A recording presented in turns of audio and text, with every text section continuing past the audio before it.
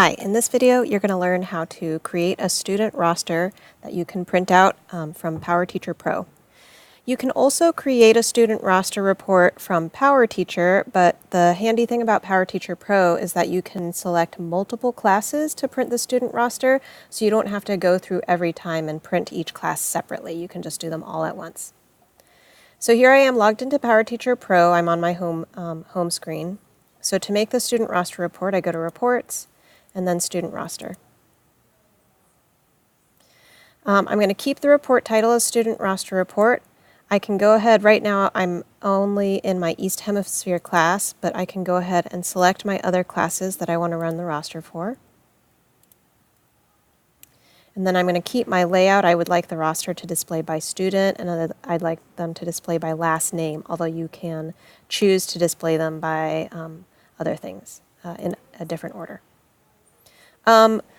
If I'm creating my student roster because I would like to take attendance on paper, then I can go ahead and add columns. So I'm going to add 1, 2, 3, 4, 5 blank columns for each day of the week. Monday,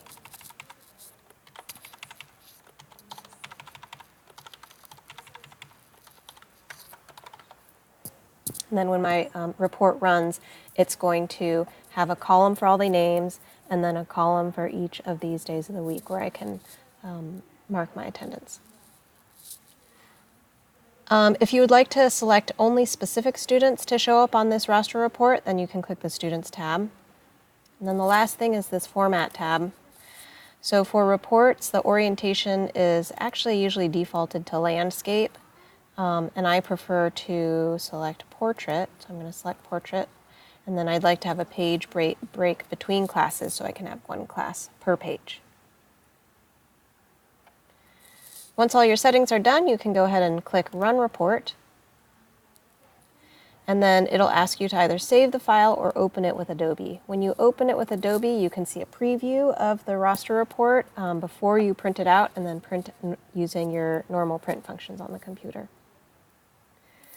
The last thing to know about these reports is that if you come back on another week or another time and you want to run a different student roster report with different columns, you're going to have to delete the columns that you have put on previously. So I'm just deleting my 5 columns here. And then it won't show that they've actually deleted until I click Run Report. So I'm going to cancel that, but you'll notice that now those extra columns aren't there anymore.